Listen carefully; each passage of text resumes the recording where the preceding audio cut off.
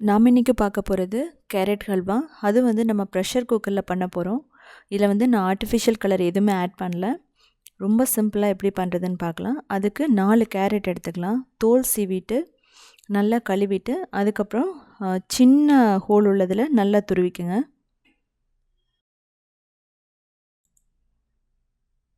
அதுக்கப்புறமா சின்ன pressure cooker எடுத்துகிட்டு ஒரு 3 டேபிள் ஸ்பூன் நெய் போட்டுக்கலாம். அதுக்கப்புறம் நம்ம துருவி வச்சுருந்த கேரட்டை போட்டுக்கலாம்.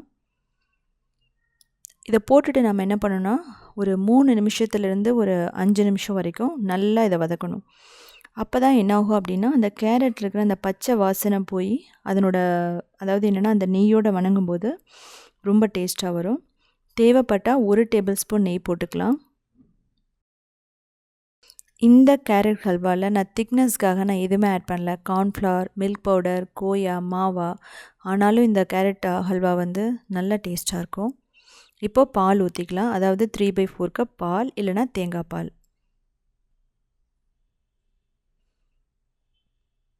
ஸோ லைட்டாக பாயில் ஆகணும். அதுக்கப்புறமா சுகர் இல்லைனா ப்ரௌன் சுகர், வெல்லம் போட்டுக்கோங்க. அதுக்கப்புறமா வந்து பிஸ்தா, பாதாம், ஏலக்காய் பொடி, அதுக்கப்புறம் தேவைப்பட்டால் கொஞ்சம் நெய்.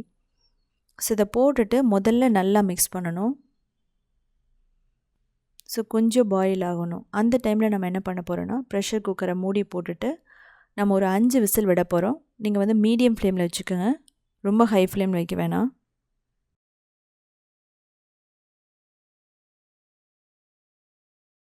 ஸோ 5 விசிலுக்கு அப்புறமா நீங்கள் வந்து ஸ்டீமை ரிமூவ் பண்ணிவிட்டு எடுத்துருங்க. ஸோ நமக்கு பர்ஃபெக்டாக கேரட் ஹல்வா நல்லா ரெடி ஆகிடுச்சு. மேக்ஸிமம் எல்லாமே வந்து அந்த தண்ணியெல்லாம் சுண்டி சுகரோட சேர்ந்து நல்லா வெந்திருக்கு. இந்த டைமில் நம்ம என்ன பண்ணணும் அப்படின்னா இன்னும் கொஞ்சம் ஒரு 5 மினிட்ஸ் வந்து நம்ம அந்த தண்ணி அதாவது அந்த சுகர் சிரப்பெல்லாம் நல்லா வந்து சுண்ட வரைக்கும் நம்ம இதை காய்ச்சணும். அதுக்கப்புறமா வந்து பாதாம், பிஸ்தா நம்ம போட்டுக்கலாம். ஏற்கனவே போட்டிருக்கோம், பட் இது கொஞ்சம் ஃப்ளேவருக்காக நான் ஆட் பண்ணியிருக்கேன். ஸோ நீங்கள் ப்ரெஷர் குக்கர் முடித்தோடனே கூட நீங்கள் நிறுத்திக்கலாம். பட் நான் கொஞ்சம் திக்காகணுங்கிறதுக்காக நான் எக்ஸ்ட்ரா கொஞ்சம் குக் பண்ணுறேன். ஒரு 3 to 5 மினிட்ஸ்.